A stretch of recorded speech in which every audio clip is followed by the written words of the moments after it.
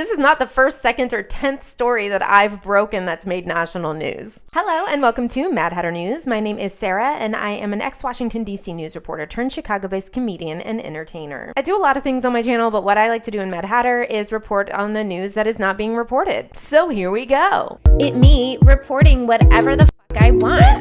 You don't owe me how. Whatever. You should be scared. It's tea time. There was a huge story that I broke on TikTok this week regarding Harvey, Illinois residents who were being buried alive in their homes. Harvey, Illinois is right out of Chicago, and it is in Cook County, which is the county that I live in because I live in Chicago. So there I was, waking up super early on Saturday morning and scrolling through TikTok before I had to get ready for work. And I saw this page with like no followers posting in real time, 3 a.m., 4 a.m., people being boarded up alive in their apartment buildings. Let's take a look.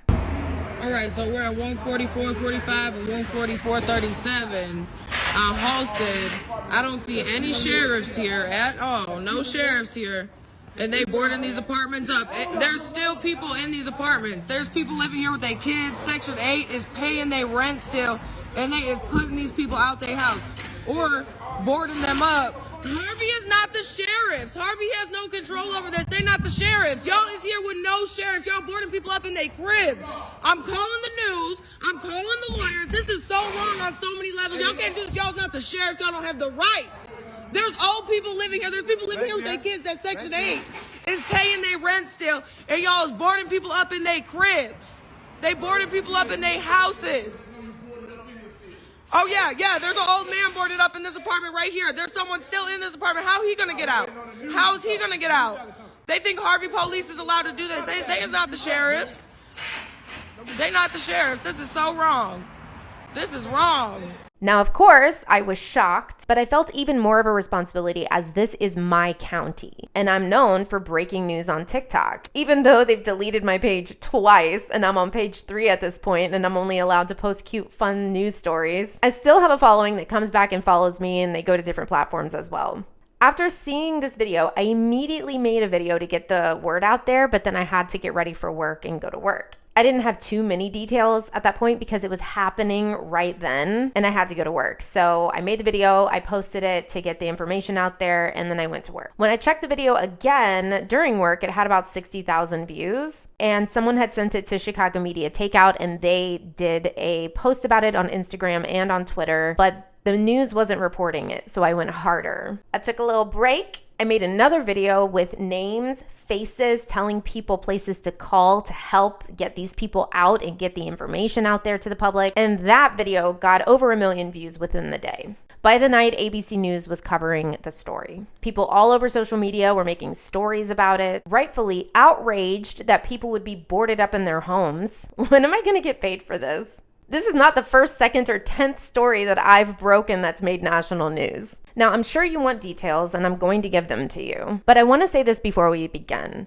There are eviction laws in this country. You must give people notice to vacate a property if they are being evicted. And there must be a police presence. Under no circumstances is it legal to entomb people. This could be considered attempted homicide. Some of these people were elderly, one of which had just been diagnosed with cancer, and they were sealed in their homes alive. How are they gonna get out? What if no one knew? In a minute. Yeah, this man been boarded up inside this apartment. The Cook County Sheriff's ain't came and did nothing. Now he got an old man that's 73 years old boarded up in here.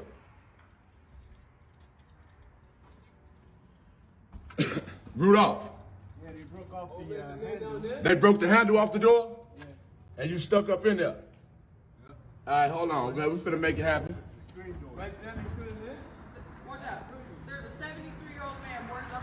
What did they think was going to happen here? What I found is that there was no police presence whatsoever. There was a document that was served 3 months ago to the residents of this building, telling them that the property was being condemned and they needed to leave. They didn't. Okay. So they were served another letter by property management, which seems to be an entity and not just one person. So we're not able to really know who is responsible for this specifically. But that letter said that the property, again, was condemned and they needed to vacate. And they had about 10 days to do so. Many vacated. Again, some didn't. A lot of these people didn't have any place to go. A lot of them were on government assistance, Social Security, some are Section 8, and you have to go through a long process of changing your address and getting it approved by the city for them to give you the money to go to a new place. There's a lot of stuff involved, a lot of paperwork, a lot of confusing things. It's hard enough to pick up and leave, right? And just move to another place, especially when you don't have the money. But when you have to be approved by the city or by governments, I mean, that takes even longer and it's a lot more confusing and people don't call you back. And it's just a lot. Those who didn't leave were sealed alive in their homes at 3 a.m. while they were sleeping. Now, there are some crazy people out there who might say, well, this is what you get. But those people do not follow the law and have diabolical ethics and should not be around people ever. That kind of mentality does not belong in the general public because you never know what someone like that is going to do. May I suggest a padded room? Prison. You cannot bury elderly people alive, no matter how you spin it. What happened was his property was sold for $1 million, and that might not sound like a lot, especially in this day and age, but for the area, it makes sense. Harvey, Illinois was once a great place to live and raise a family. There were a lot of jobs in the area, and it seemed to be a booming town right outside of Chicago. But now it's been reduced to rundown buildings, human trafficking, a lot of drug trafficking as well. But here's where the plot thickens and the tea just gets so hot. The alderman of this ward, and an alderman is like a baby mayor for a densely populated area, and someone is elected and they're like a baby mayor for this small community. There are a lot of aldermen that oversee certain wards under a mayor. Tyrone Rogers told the press that no one was boarded up alive in their homes. He said that. When we all saw the video evidence of it, he still came out and told the press that it didn't happen. He said no one was boarded up in these buildings, and that is a lie. And I know that for a fact. He said that. We all saw it. We all saw it with our own eyes. How are they going to tell us that we didn't see this on video? We saw it happen. I think old people just don't know how social media works because billions of people had seen it by the time he said it didn't happen. One of my followers told me to look more into Tyrone Rogers, which I did, and I found some interesting things. His wife was on the school board of that district, and she stole $1.5 million worth of chicken wings from the school district and then framed a lunch lady. That poor lunch lady. What did you do with $1.5 million worth of chicken wings? Then I saw that Tyrone Rogers himself was also on the school board after his wife was on it, and they had a school board meeting, and somebody from the community came and they wanted to speak with him about an issue that they had. So he said, step into my office. Sure, we'll talk about it. And he ended up locking the door and R-wording them. Yeah. After that, he was placed on an ankle monitor for 2 years, but he was still allowed to be on the school board and attend meetings. You've got to be kidding me. He then gets elected as alderman for this area where everyone got boarded up alive in their homes. First of all, how the fuck does somebody get elected as alderman when they have a history like that? I don't know, but after all of this blew up on the news, and it got to the public, since he is responsible for the area, he was required to talk at a city council meeting about it. And so the community came and they were asking what he had to say for himself and what they were going to do about the situation. Here's a clip from that meeting that one of my followers sent to me. On 144th and Halsted was deemed uninhabitable by professional certified code enforcement officers. Not the police department, not the fire department.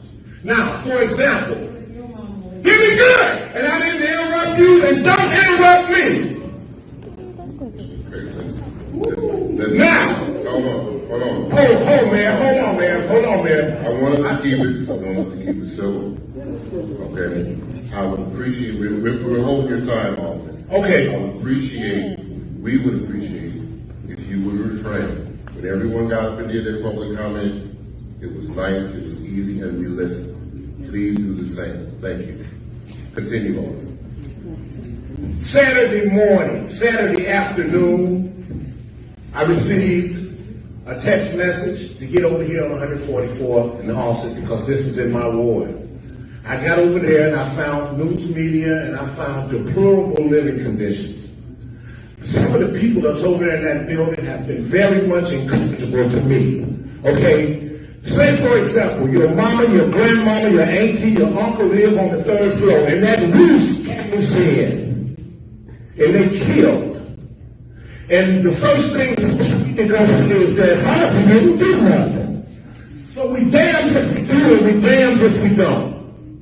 I think that Harvey acted responsible in this particular situation. In this climate, nobody wants to see anybody get put out. But they were issued letters months ago.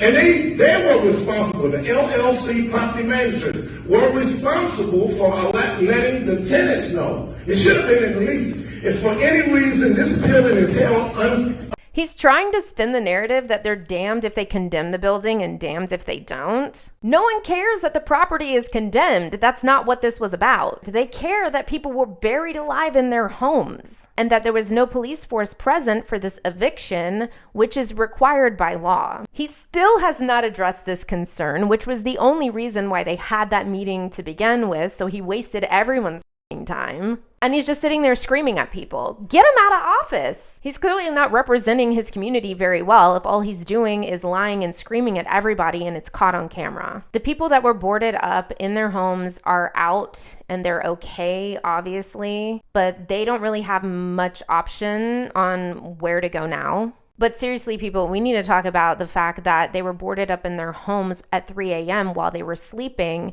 and they couldn't get out, completely entombed in their homes. And this is kind of being swept under the rug. This is not only illegal, but this is definitely a civil case for sure. And the fact that this was happening to underprivileged people, I mean, it's really not going to get that much more attention if we don't keep talking about it. We have to hold everyone in authority roles accountable for their actions, or they will take our pursuit of happiness, our liberty, and our life, and not give one single shit.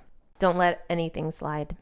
If you like this video, give it a thumbs up and subscribe if you haven't already. I definitely will be spilling more tea in the coming weeks, as I always do on this channel. Always very interesting news stories that are covered here. And I also do some random other things as well if you want to see random other things. Don't forget to comment what you think about this story in the comment section. And maybe even tell me some other stories that you want me to look into. That could be fun. Thanks so much for watching, guys, and I'll see you back here next time.